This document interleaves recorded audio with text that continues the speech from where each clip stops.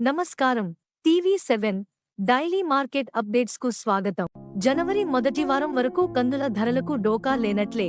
కర్ణాటక, తెలంగాణ మరియు మహారాష్ట్రలోని అన్ని మార్కెట్లలో కలిసి వారంలో దాదాపు 400 వాహనాల కొత్త కందులు రాబడి అవుతున్నాయి.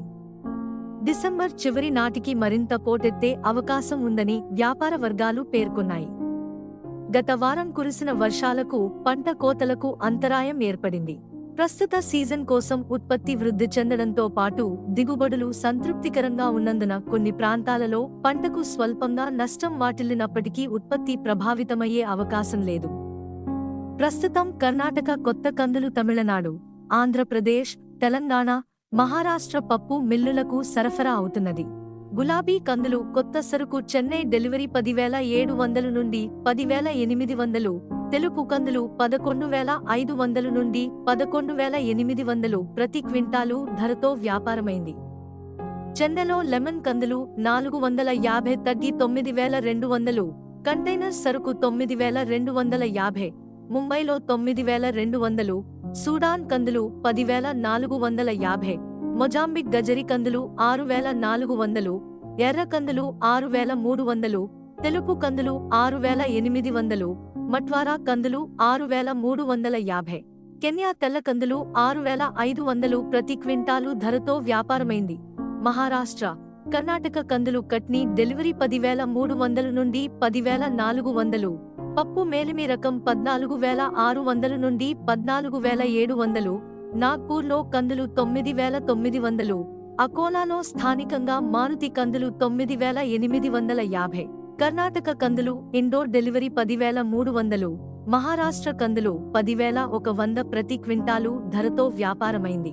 సోలాపూర్లో బిజాపూర్, దిండి, చాడ్చంద్, దూర్ని, అకల్కోట్ ప్రాంతాలలో 350 నుండి 400 బస్తాల కొత్త కందుల రాబడిపై మారుతి కందులు 9,000 నుండి 9,600, గులాబీ కందులు 9,000 నుండి 10,100, పాత సరుకు 9,500 నుండి 10,300, సాధారణ రకం 9,500 నుండి 10,000.